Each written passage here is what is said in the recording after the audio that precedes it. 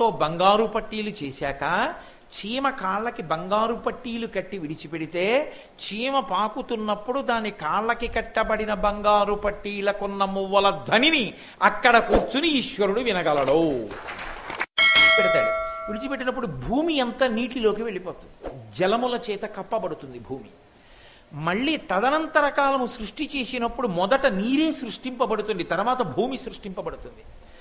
నీటిని సృష్టించి భూమిని సృష్టించాడు బ్రహ్మగారు, కానీ ఈ భూమి నీటిలోకి జారిపోయింది. మళ్ళీ జారిపోయి అది అలా మునుగుతూ మునుగుతూ మునుగుతూ పాతాళలోకం దాకా వెళ్ళిపోయింది.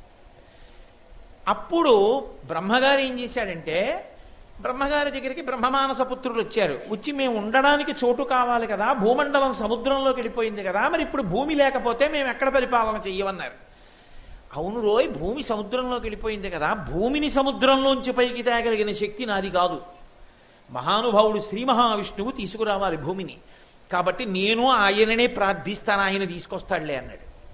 అని శ్రీమన్నారాయణుణ్ణి ప్రార్థిస్తున్నాడు. బ్రహ్మగారి ప్రార్థనలు విన్న శ్రీ మహావిష్ణువు అంటే ఎంత గట్టిగా ప్రార్థించాడండి, వైకుంఠానికి వినపడుతుందా అండి అని మీరు నన్ను అడగకూడదు. నేను తరచుగా ఓ మాట చెప్తుంటాను. రామకృష్ణ పరమహంసని ఓ భక్తుడు అడిగాడు, భగవంతుడికి మన మొరలు వినపడతాయా అంటే రామకృష్ణ పరమహంస అన్నారు, భగవంతుని యొక్క చెవులకు ఉన్న వినికిడి శక్తి ఎంత గొప్పదో తెలుసా, నువ్వు నీ ఇంట్లో ఉన్న ఒక చిన్న ఎర్రచీమని, ఉన్న అన్ని ఎర్రచీమలలోకి చిన్న ఎర్రచీమని పట్టుకుని జాగ్రత్తగా కంసాలివాని దగ్గరికి తీసుకెళ్ళి దాని కాళ్ళకి కొలత తీయించి బంగారు పట్టీలు మువ్వలతో చేయించి ఈ చీమని జాగ్రత్తగా ఉంచి కంసాలివాడు దాని కాళ్ళకి మువ్వలతో బంగారు పట్టీలు చేశాక చీమ కాళ్ళకి బంగారు పట్టీలు కట్టి విడిచిపెడితే చీమ పాకుతున్నప్పుడు దాని కాళ్ళకి కట్టబడిన బంగారు పట్టీలకున్న మువ్వల ధ్వనిని అక్కడ కూర్చుని ఈశ్వరుడు వినగలడు.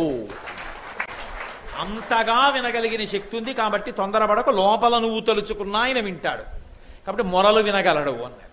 కాబట్టి బ్రహ్మగారు మొరబెడితే ఆయనకి